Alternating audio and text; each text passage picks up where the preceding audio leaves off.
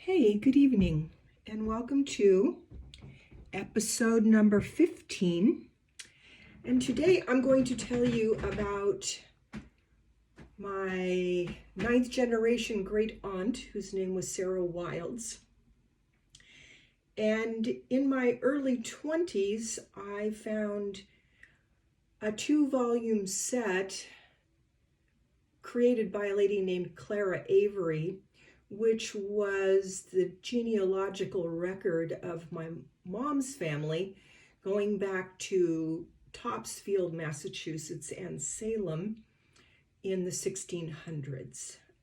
Sarah and her parents immigrated to the United States in the 1630s. We don't know exactly when. And I found out this information by buying these books, which I found in the library a record of. And actually back then, we didn't have computers that we were using in our homes anyway, and they were very large, the ones that were available. So we didn't, of course, didn't have them in our homes either.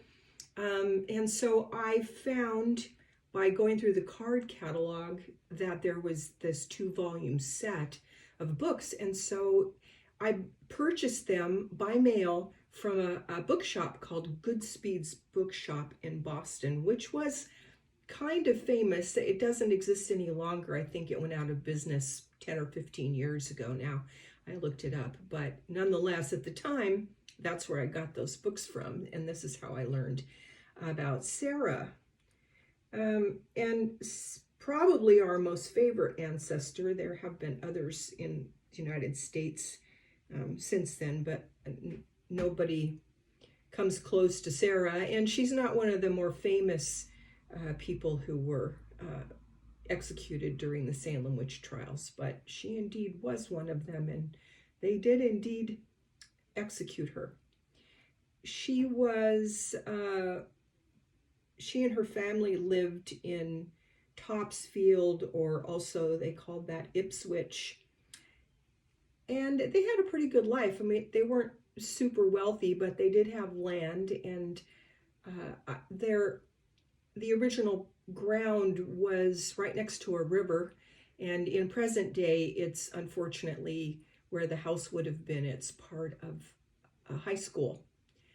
So, of course, the house no longer exists, and they did not care about all of those things when they tore it down. I'm sure it probably, by this time, it would have been a ruin if you could find it at all, because that was 300 years ago, thereabouts. So Sarah lived there and married an immigrant man named John Wildes. He was the widower of 8 children. And Sarah did have one of her own children, and that was Ephraim. And when he grew up, he held positions of town treasurer and constable. So he was very well respected in the community, but unfortunately, that did not stop his mother from being accused. And there was a quadri of, I think, maybe 3 girls, young girls, who started having these fits and dreams, and they were accusing people based on what the court at the time called spectral evidence.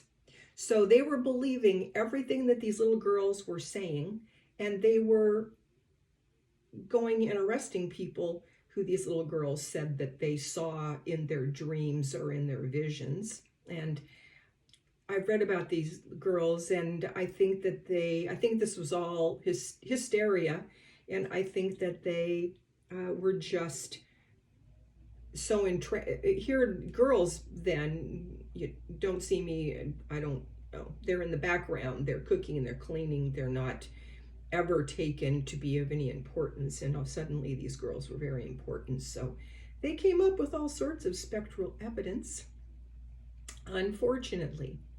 And also, Sarah had a reputation as being a nonconformist in Puritan Massachusetts, and she was an easy target because of accusations against her. And she was considered glamorous and sort of a forward young woman.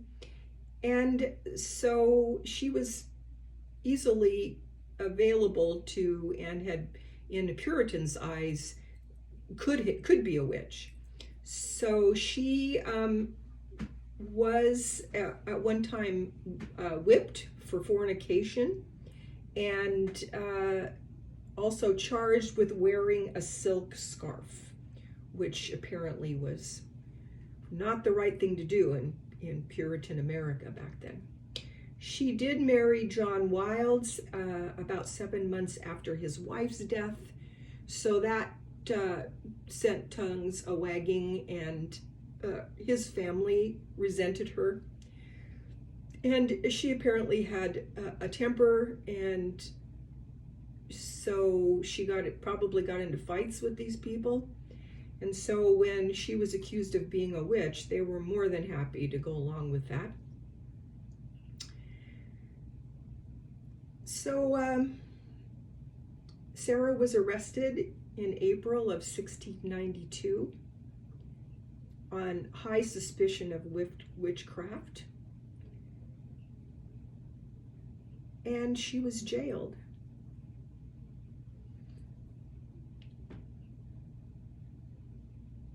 And other people said that Sarah Wildes was a witch. So Ephraim, her son, tried to testify in her defense, but one person against so many. And her brother, William Jr., had been a highly respected person in the community as well, but unfortunately he died the year before, so he was not there to stop this. So she was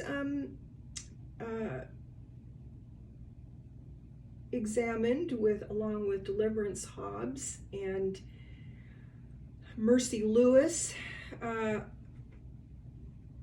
who claimed that she tried to recruit them to attend a black mass and offered to cease tormenting her and reward Deliverance with clothing in return for signing the devil's book. This is the things these little girls were saying.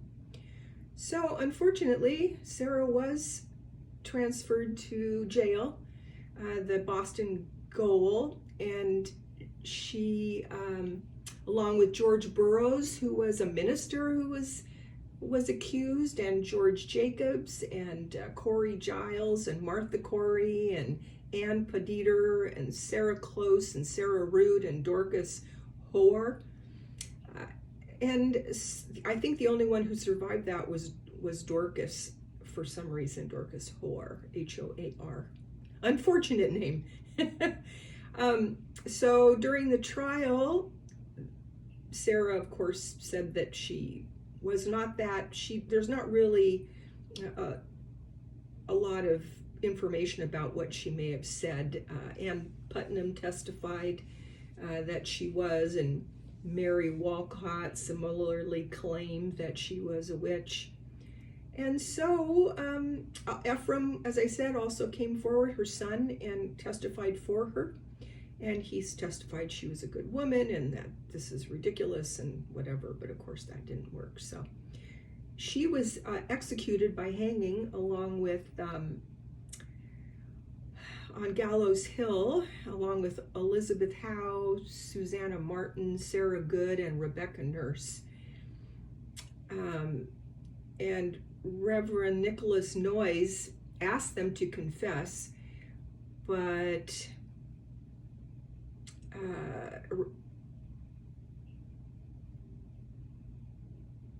one of the ladies said, "You are a liar. I am no more a witch than you are a wizard, and if you take away my life, God will give you blood to drink." However, they were all hung anyway. Some people think that everybody was burned during the witch trials, but that was not the case. And so Sarah was, in 1710, exonerated by the Massachusetts General Court. Her son Ephraim was there, saying that he lost a dear friend it cannot be made up, and he was awarded 14 pounds as restitution.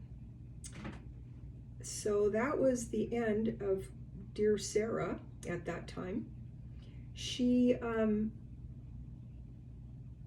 they did create a memorial bench for all of the people that were killed, and benches on a kind of a park area. And I've been to Salem, and I've been there, and I've seen that. And of course, traveling there was of special importance to me, because by that time I did know about her, and I knew that she was a long lost relative.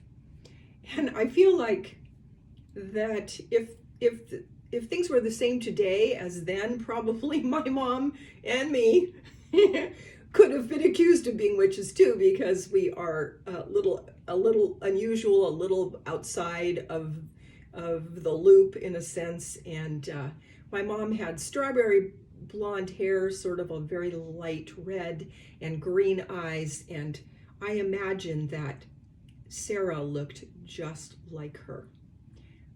That's just, we don't know. We don't have any